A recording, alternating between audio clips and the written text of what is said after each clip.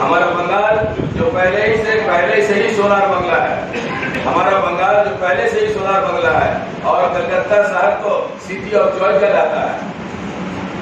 हमारे यहाँ मगरबी बंगाल से वाबस्ता 4 शख्स नोबेल इनाम याफ्ता का एजाज बंगाल को हासिल है, जिसमें 4 शख्स हैं। गुजरात को क्या हासिल है? एक भी आपको नोबेल इनाम याफ्ता गुजरात में नहीं मिलेंगे।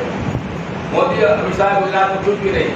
ये जो गुजराती 9.5 करोड़ बंगाली को अपना गुलाम बनाना चाहते हैं यहाँ के, लेकिन 9.5 करोड़ बंगाली को वो लोग बेवकूफ समझते हैं। वो बेवकूफ नहीं है। यहाँ की तहजीब और तमद्दुन, यहाँ की सकाफत, यहाँ का जो कल्चर है, यहाँ की संस्कृति को बिल्कुल तहस नहस तबाह बर्बाद कर देना चाहते हैं ये लोग। हम 9.5 करोड़ बंगाल में बसने वाले बंगाली वो ऐसा करने नहीं देंगे। मोदी और अमित शाह के दिल में सावरकर और गोलवालकर बसते हैं और बंगाल की धरती में कदम रखकर वो उनको स्वामी विवेकानंदा, ईश्वर चंद्र विद्यासागर, नेताजी सुभाष चंद्र बोस उनको याद आते हैं। एक बेरोजगार से और क्या उम्मीद की जा सकती है? 2014 में इलेक्शन जीतने के बाद नोटबंदी का अचानक ऐलान कर दिया गया। सरमायादारों की झोली भर दी गई और मिडिल क्लास और लोअर क्लास को कंगाल बना दिया गया। लोगों ने अपनी रकम बैंकों में जमा रखी थी। किसी की बेटी की शादी तय थी, वो शादी नहीं कर पाए। किसी ने अपने बच्चों की तालीम के लिए रकम जमा रखा था, कॉलेज में दाखिला नहीं कर पाए। अफरा तफरी का आलम मच गया था। इसी अफरा तफरी के आलम में 167 इंसानों की जाने गई। वो जो 167 इंसानों की जो मृत्यु हुई, जाने गई, उस इंसानों का कातिल है नरेंद्र मोदी। उस 167 इंसानों की जो मौत हुई उसका कातिल है नरेंद्र मोदी और अमित शाह। उसके बाद बगैर होमवर्क के जीएसटी लागू कर दिया गया। बहुत सारे मिडिल क्लास और लोअर क्लास के छोटे मोटे कारोबारी खत्म हो गए। किसानों की मर्जी के खिलाफ फार्मर लॉ पास कर दिया गया, जो कि किसान मुखालिफ है। फार्मर लॉज का मतलब है कि किसानों को जानवर की तरह चाबुक से हटाकर अंबानी और अडानी के अस्तबल के खूंटे में बांध देना। किसान अंबानी और अडानी के राह पर जिएंगे। किसानों की जमीन तो अपनी होगी, लेकिन हुक्म अंबानी और अडानी का चलेगा। किसानों की जमीन हड़प करने का मंसूबा है। किसानों ने फार्मर लॉ के खिलाफ आंदोलन शुरू किया। किसानों की जमीन आंदोलन शुरू किया तो मोदी और अमित शाह उनके साथ जानवर जैसा शुरू किया। इस किसान आंदोलन के दौरान 300 से ज्यादा किसानों की जाने गई। इन 300 जो किसानों की जाने गई है, इसका कातिल सिर्फ और सिर्फ नरेंद्र मोदी और अमित शाह है। मोदी और अमित शाह इंसानियत के साथ खिलवाड़ कर रहे हैं, मानवता के साथ खिलवाड़ कर रहे हैं। 90 की दहाई में एक गुजराती अरशद मेहता, जो आप सब जानते होंगे, करोड़ों रुपए का घोटाला और फ्रॉड किया था, और आज नीरव मोदी और मेहुल चोकसी जैसे 39 गुजराती बैंक के घोटाले में मुलवस है। यहाँ तक के मोदी सरकार अपने गुजराती भाइयों के बैंक के कर्जे माफ कर देती है। आज हिंदुस्तान की सारी दौलत भारतीय जनता पार्टी और गुजरातियों के पास सिमट कर रह गई है। भारतीय जनता पार्टी के पेशवा सावरकर और गोलवालकर हैं। सावरकर और गोलवालकर की पूरी यह नजरिया है कि लंबी हुकूमत करने के लिए हुकूमत मजबूत से मजबूत करो और अवाम कमजोर से कमजोर करो। सावरकर और गोलवालकर के नजरिए को भारतीय जनता पार्टी, नरेंद्र मोदी और अमित शाह अभी जामा पहना रहे हैं। और सावरकर समझने की बात है, और सावरकर और गोलवालकर का पेशवा कौन है? इन लोगों का पेशवा है हिटलर और मुसोलिनी। इस तरह आरएसएस और बीजेपी जैसी फर्स्टटाइम ताकतें हिंदुस्तान को हिटलर और मुसोलिनी का हिंदुस्तान बनाना चाहती है। बंगाल के अवाम इसे कभी कबूल नहीं करेंगे। अवाम को इस कदर कमजोर कर दिया जाएगा कि वो एहतजाज भी न कर सके। ये इन लोगों का मंसूबा है। बंगाल में 2021 का इलेक्शन कोई मामूली इलेक्शन नहीं है। बंगाल के सारे आवाम को संजीदगी से फैसला करना होगा, क्योंकि बंगाल का इलेक्शन पूरे हिंदुस्तान की दिशा तय करेगी। लेकिन आरएसएस और भारतीय जनता पार्टी की मरकजी हुकूमत अपनी पूरी कैबिनेट के साथ बंगाल में हमलावर हो रही है। Central forces, election commission BJP की हिमायत में जागीरदारी बरत रही है। साथ ही गोदी मीडिया, सीबीआई, ईडी उनका साथ दे रही है। लेकिन बंगाल की खातून ममता बनर्जी पूरी दिलेरी के साथ मुकाबला कर रही है। मसलसल तहरीक, जद्दोजहद और त्याग के जरिए आज ममता बनर्जी अपने मुकाम तक पहुंची है। बंगाल के अवाम को फैसला करना होगा कि बंगाल श्री रामकृष्ण परमहंस और स्वामी विवेकानंद के आदर्शों पर चलेगा या सावरकर के आदर्शों पर चलेगा। बंगाल को फैसला करना होगा कि बंगाल राम मोहन राय और ईश्वर चंद्र विद्यासागर के उसूलों पर चलेगा या गोलवालकर के उसूलों पर चलेगा। राज बिहारी बोस, नेताजी सुभाष चंद्र बोस और खुदीराम बोस ने बरतानवी साम्राज्य के छक्के छुड़ा दिए थे। आज बंगाल के अवाम सावरकर और गोलवालकर के चेहरों को बंगाल से खदेड़ देंगे। रविंद्रनाथ टैगोर और काजी नजरुल इस्लाम ने जो मोहब्बत का जोत जगाया था, बंगाल के अवाम से कायम रखेंगे। बंगाल की धरती मौलाना अबुल कलाम आजाद की कर्मभूमि है। शायद आप लोगों को मालूम है, बंगाल की धरती मौलाना अबुल कलाम आजाद की कर्मभूमि है। यहीं से उन्होंने जंग आजादी का शुरू हुआ था।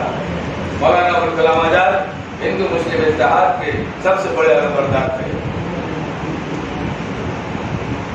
उन्होंने कहा था कि अगर कुतुब मीनार पर कोई फरिश्ता आकर मुझे कहे कि मैं तुम्हें 24 घंटे के अंदर स्वराज दे दूंगा अगर तुम हिंदू मुस्लिम इत्तेहाद से जज्बात बरदार हो जाओ, तो उन्होंने कहा कि मैं यही कहूंगा कि स्वराज हासिल करने में भले ही देर हो जाए, लेकिन मैं हिंदू मुस्लिम इत्तेहाद से दस्तबरदार नहीं होगा। अगर स्वराज हासिल करने में अगर देरी होती है तो सिर्फ हिंदुस्तान का नुकसान होता है, और अगर हम हिंदू मुस्लिम इत्तेहाद से दस्तबरदार होते हैं तो पूरी इंसानियत का, पूरी मानवता का नुकसान होता है। सावरकर और गोलवालकर के चेहरे आज बंगाल में इलेक्शन के दौरान अपनी पूरी ताकत के साथ धमाचौकड़ी मचा रहे हैं, जिससे श्री रामकृष्ण परमहंस, स्वामी विवेकानंद, राम मोहन राय, ईश्वर चंद्र विद्यासागर, राज बिहारी बोस, नेताजी सुभाष चंद्र बोस, खुदीराम बोस, रविंद्रनाथ टैगोर की आत्मा तड़प रही होगी। काजी नजरुल इस्लाम और मौलाना अबुल कलाम आजाद की रूहें मचल रही होंगी, और जंग आजादी के लाखों शहीदों की आत्माएं तड़प रही। मीर जाफरों का असर धोबी का कुत्ता, न घर का न घाट का रेशा होगा। बंगाल के अवाम मीर जाफरों को धूल चढ़ाएंगे। बंगाल के सारे आवाम से अपील है कि इलेक्शन में संजीदगी से हिस्सा लें और मोदी और अमित शाह जैसे जुमलाबाज, झूठ का बुलंदा, मक्कार और अय्यार को इस इलेक्शन में धूल चढ़ाए और बंगाल से बीजेपी का सफाया कर दें। मोदी और अमित शाह का मुकाबला ममता बनर्जी ही दिल्ली के साथ कर रही है, इसलिए अपने वोट को तकसीम होने न दें, डिवाइड होने न दें। ज्यादा से ज्यादा तादाद में तृणमूल कांग्रेस के उम्मीदवार को जीत दिलाए। सियासत से ऊपर उठकर सोचे, कहीं ऐसा ना हो कि लोगों ने कहा कि सदियों ने सजा पाई। 2014 से मोदी ने अपने सीट की ताकत के बदौलत संसद में नित नए कानून,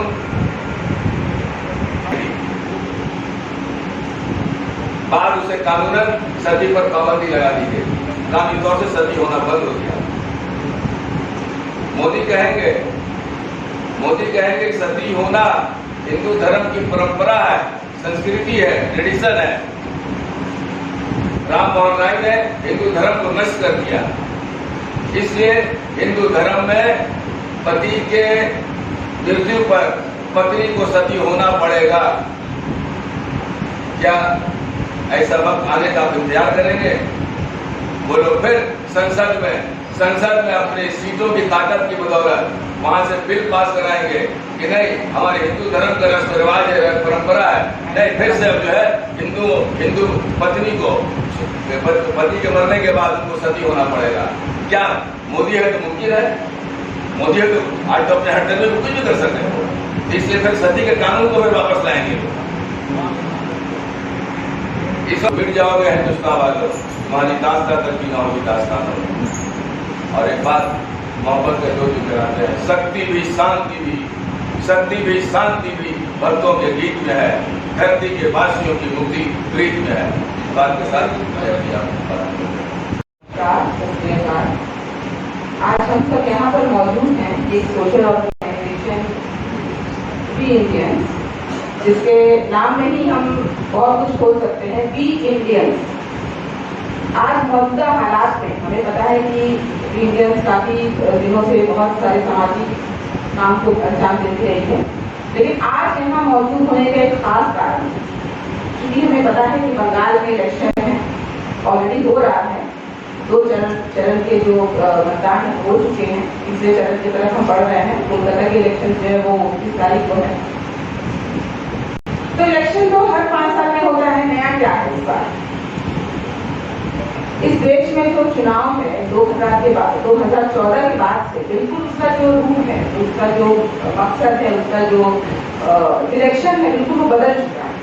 ये हम सबसे छुपा नहीं है कि किस तरह से बीजेपी के आने के बाद इलेक्शन होती थी, ऑपोजिशन होते थे, तू मैमें होती थी, विकास की बातें होती थी, किसने क्या किया नहीं किया, मीडिया भी इसको बहुत हद तक दिखाती थी। लेकिन आज 2014 के बाद सारी सिनेरियोस बिल्कुल डिफरेंट है। मीडिया कुछ दिखाती नहीं है, विकास की बात होती नहीं है। हमें पता है कि राष्ट्र में जो है सिर्फ हिंदू मुसलमान को लेकर या ऐसे कई मुद्दों को लेकर जो बिल्कुल भी गैर जरूरी है। लोग देश में, हमें पता है कि कोरोना आने से पहले CA/NRC को लेकर कितना ज्यादा प्रोटेस्ट हुआ इस देश में, जिसको बिल्कुल भी जैसे कहते हैं कि जूही तक ना रही ना, सरकार की जूही तक ना रही। शाहीन बाग में जो हुआ, पूरे देश में, पूरा देश में कोने कोने में शाहीन बाग बना रहा, लेकिन फिर भी कोई भी हमसे बात करने नहीं, खासकर ख्वातीन जो थी उनसे कोई भी बात करने नहीं आया। वो तो कोरोना आने की वजह से जो है प्रोटेस्ट को खत्म करना पड़ा, वरना शायद अब तक ये प्रोटेस्ट चलता रहता।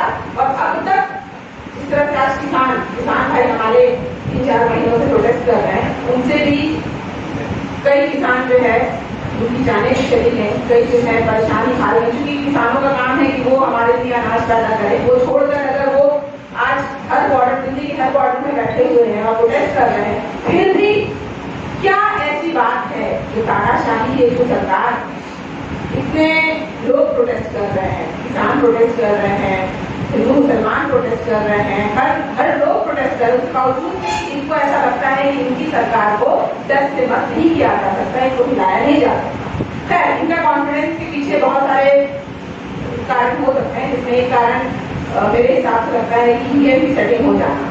अगर ये वाकई में ये बातें सच है तो इस कॉन्फिडेंस के पीछे इनका ये कारण हो सकता है।